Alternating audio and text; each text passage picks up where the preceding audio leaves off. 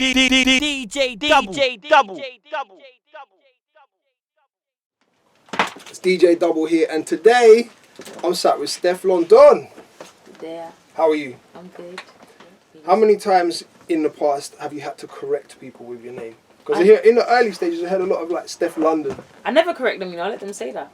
I don't mind. You don't mind? No. So it's just, but Stefflon Don, that's the preferred London pronunciation. It's been a couple years for you in the game. I remember I found a video, an early video on one of your channels, about 4, maybe 5 years ago now. Mm-hmm.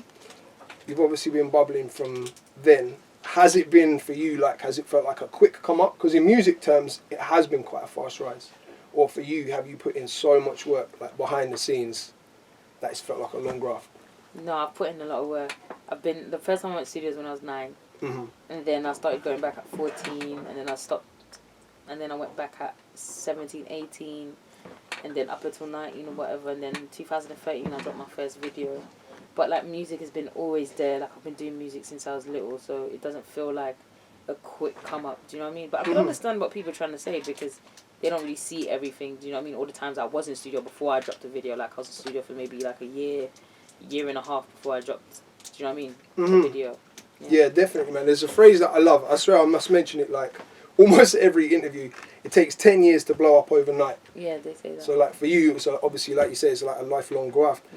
In the early stages for you, there was a lot of comparisons to other artists. Now, for you, is it like a compliment, or would you just prefer just to be in your own lane?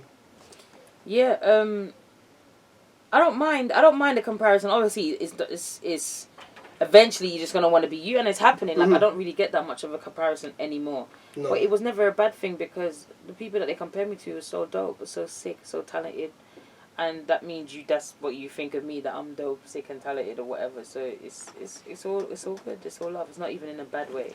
No. Definitely past it now as well, huh? Yeah, definitely. When you were really making noise and you first started making noise on radio and online, it was through a lot of features, and you'd hop onto people's tunes, for example, doing the Big Tobes remix and stuff like that. But now you're doing your own thing. Obviously, you released the Real Ting mixtape, you singled us out. Now it's about you. Even the feature that you got on it, that's just like an extra, like a bonus. Do you know what I mean? How did you know that it was time to step away from doing features with people and really go out and be your own brand? I feel like everyone has their own time, and you feel like, okay, it's time to step up, or it's time to change this.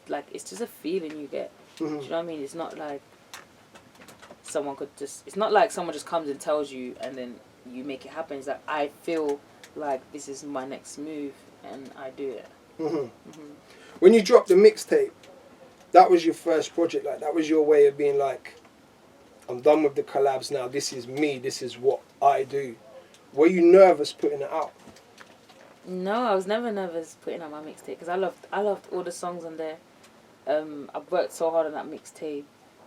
I was just more excited. I'm happy I finally got a project because people's always where's your mixtape? Where's your EP? What you got? And I was like, nah, I just got a couple of tracks on YouTube and that. Yeah. But then when you did your mixtape, it's actually official. I never realized how important that is, to have a body of work where people can just go and listen to a whole variety of your sound. It's so important, and people appreciate it more.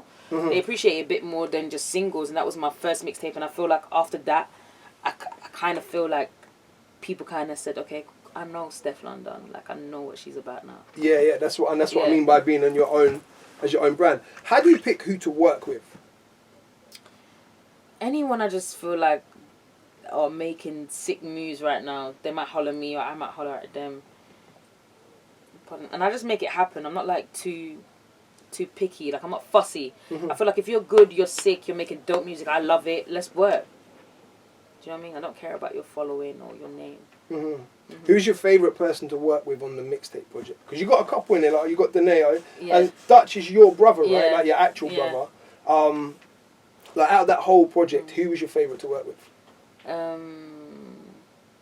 I loved all of them, I would say I did love working with my brother. That was different. That was, I think, our first song together. Sick. Which is crazy. He's a rapper as well, so it's mad.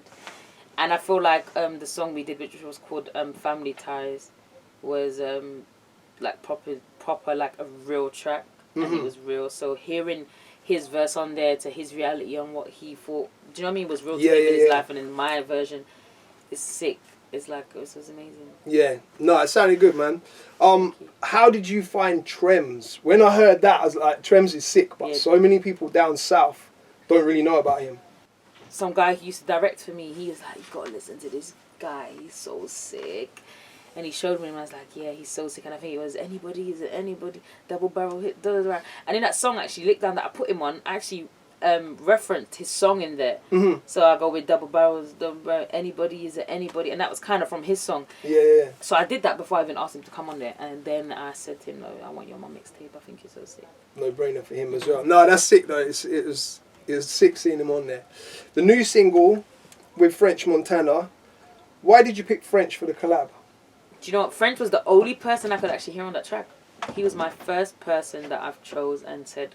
While you were making it, you could hear the huh. I could just hear him. I could just hear him on it. It's like literally one of those. It wasn't like, all right, Steff, we got 5 people. Who would you want to get? Let's try and get them. It was not like that. It's like, I want French, and I had to get French, and we had French within a week. So yeah, sick. So you made the track and then sent it over to him with like who hooked it up, Coach K. Yeah, my managers. Yeah. Sick. Not many people really say no to him right now either. Really, so.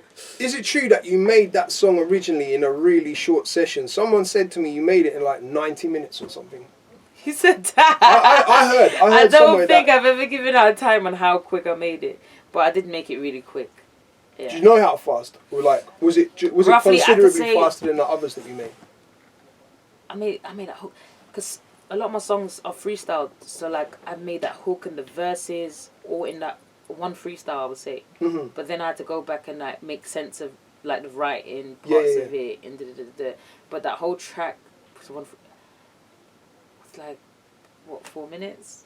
So yeah, it was like about 4 minutes I made the track. Right. Then I just have to go back and correct bits and maybe change slight bits. But the whole idea, melodic, and the idea of the track was all there, within 4 minutes. Wow. So with that, has that changed your perspective and your outlook on how to make music? Because obviously you've done so much stuff before with like the mixtape, you've done the features. But this is your most successful record now because obviously, congratulations, by the way, you're into the charts. Yeah, I'm in top 10 officially. Congratulations. Crazy. Thank you. So has this changed your outlook on how to make music? Moving forwards, will you just be like, just lace it in 4 minutes?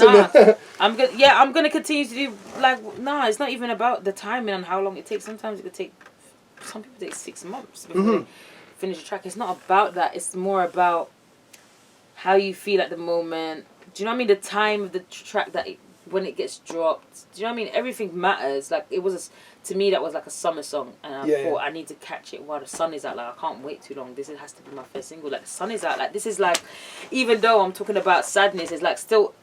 It's still a happy song. Like you know what I mean? You're happy singing sad stuff. Which is cool. Yeah. Like with people that have followed your career, obviously we heard you singing on like the 6 words freestyle and stuff like that. But a lot of new fans, they feel like this is the first time they've heard you sing. Yeah. Because it's a completely different tune to like Real Ting. Moving forwards, will you do more singing or bring it kind of back to rap or what? How are you looking forward? No, I'm going to keep going rap, sing, whatever. Whatever I feel like to drop, whatever I feel like is right for that moment in time, that's what I'm going to do. But I do both. Yeah. What are you going to follow it up with? I got some. You know what I'm asking. I got something in the bag for y'all, whatever. Is it gonna be the Drake record next? No. Not next. No. Not next. Why are you laughing? No, because you know this Drake's thing is so funny because I mentioned this to a label before I got signed. I think 1 or 2 labels, and they just went with it and ran everywhere. Like I don't know if Drake's sitting there thinking, "Why are you telling everyone?" But it wasn't even that situation. It was just that. That's why I always have to laugh with it because of this question. I'm like, "Rah, this really went far, boy." So you don't have a record together? No, we do. We did do something, but it was like we got to make more stuff. We got to get in the studio and probably make more stuff, but we will.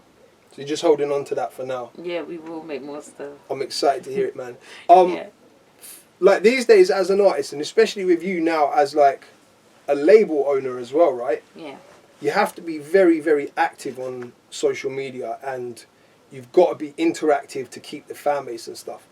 Do you ever go through like your comments? Do you ever put a post or a video and read through comments? Yeah, sometimes I like my fans' comments. Yeah, I go and like it, and I just show appreciation for them commenting and taking out the time. Because it's mad, because I have this conversation quite a lot with artists. People sometimes will get in your comments and throw something negative out just for the sake of doing it. Nothing. They'd never say it to your face. These are the people that would probably ask for a photo if they saw you. But they would just feel a way to put something negative on. For you, when you come across that stuff, how does it make you feel when someone you've never met before, like, just posting something? Like, majority of the time I overlook it, but sometimes if I see it, I just block it. I just block them, because I feel like no one needs to read your negativity. Like, my page is not, it's the total opposite of negativity. I feel like if you feel a certain type of way, take it somewhere else. Go and tell your friend next to you. Don't come to me. Like, it's not my business. Like, what you think is not my business. Do you think sometimes how artists and like us as entertainers, for example, how we have to use social media to constantly be on it and constantly be showing what we're up to and busyness and interacting with people, do you think it can get misconstrued sometimes? Like, for example, you had the Snapchat situation recently. We might have posted something and a whole lot of people felt a certain way about it. Yeah, that was funny. Like, do you feel like those instances get misconstrued and people take things the wrong way? Yeah, definitely. I feel like, yeah, definitely get misconstrued. You take one part of it and then you want to make it what you want to make of it, but you don't want to take the second part of the story. You know what I mean? You just want to run with the first part and then say this is what it was really about, when it wasn't. And that's my first time going through something like that, by the way. I've never been through anything where people be like, oh, Stefflon London, what are you talking about? I've never had that before, but I'm happy that happened, because it made me realize that not everyone is really rooting for you. Well, not everyone is going to be on your side. There's always going to be haters. There's always going to be people that's ready to drag you down. Like, ready. And there's a lot of people that retweeted so much negative stuff about that, and I've never seen you tweet my single once. Do you know what I mean? But you're ready to retweet. I've never seen you tweet Trump, how mad you are. I've never seen you tweet like none of these racist stuff that's going on, or all the wars that's going on, but you want to come and retweet all these tweets about me, this negative stuff. Do you know what I mean? So it's like, people are so ready. Yeah. I found out something fun about you, and I found it out in the weirdest way, that you speak Dutch. But you're like, it's not just like you know a little bit, you're proper fluent in Dutch. Yeah, I speak Dutch. Do you know how I found out? I heard a verse once, and it was on Young Spray's remix, for Show. Yeah. And I was listening, and then you said a line, and I was like, huh? Yeah. And so I skipped it back, and I must have listened to it like 4 times, but you even mentioned at the end of that verse, you say about being bilingual. I didn't clock that because I'm too busy trying to figure out what the hell you said. So, coming back to you, obviously speaking Dutch, do you speak any other languages? No, I'm just fluent in Dutch. Fluent in Dutch and English. Have you thought about making a Dutch rap record? Yeah, I've definitely thought about that, but I'm not so good. Okay, it's different between, like, with being able to talk Dutch and then rap in Dutch. Like, I've never practiced that. I've never practiced putting words together and rhyming in Dutch. Do you know what I mean? So it's a bit more difficult for me. I could do lines here and there, but to do a whole song, I'll probably have to sit down and proper, like, get into it properly and just, do you know what I mean? But I would love to do it. So you think in English, and English is your first language, right? Yeah, English is my first language, Yeah, because the Dutch scene is popping, man. It's like, mad. You know about Lil Klein and Lil Klein. Broederliefde. Yeah, Broederliefde. I really want to do a track with Broederliefde. You should, and you know what? Oh yeah, you should. It sounds sick. Again, congratulations on signing the label deal to Polydor. Thank you. So, very briefly, like, it was, what I read was like a 1.2 million label deal. For the people that don't understand how that works, can you break it down real quick? Like, what that exactly means? It means what you just said. It's a 1.2 million label deal. It means what you just said. There's no breaking down. That's what it is. Okay, right. So you've got 1.2 mil and a label. Yeah. You can do whatever you like with it, or within reason, and you've got the power to sign people to it as well. Someone right? gives you 1.2 mil. I'm not sure they're going to just say, go do what you want. So I'd ask you then to do with a label, dead or alive, who would you most like to sign to your label? Any artist ever? Oh my god, Tupac, definitely. You know what? I thought you said I thought you said T-Pain. That's an odd one. Tupac. I love T-Pain, don't you say? Yeah, Tupac. Tupac. Sick. I don't really even need to question Imagine that, I signed him like, bitch, I'll be bowling. Yeah.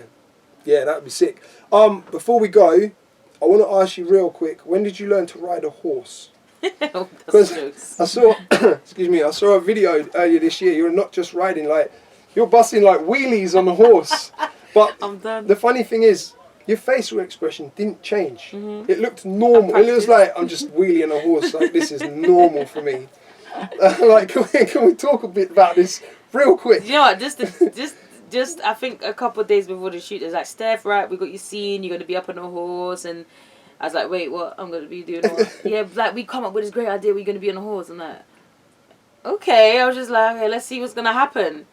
Got on the horse. The horse is high as shit, first of all. But the trainer, he was super cool. He just like, listen, don't look down. Just look straight ahead of you. When the horse goes up, you just relax. Like, I had the sickest... you know what I've noticed with life? If you have the sickest coach, like, it's up to them to, like, take away your fears from anything or make you feel comfortable or make you feel like you can actually do it. And he made me just feel like I've been riding a horse for 10 years or something. So that's why I was so confident. Sick, just bussing wheelies on a horse. I feel like if I had anyone else, I wouldn't be like that. What's the technical term, please? Because I can't just keep calling it a wheelie. I don't even know. What is it? Heisting a horse? I don't know. Let's call it wheelies then, yeah?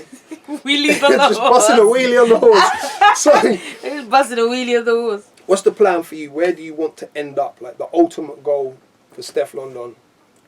I'm looking to be like the female Diddy or Jay-Z. Or even bigger. The female me.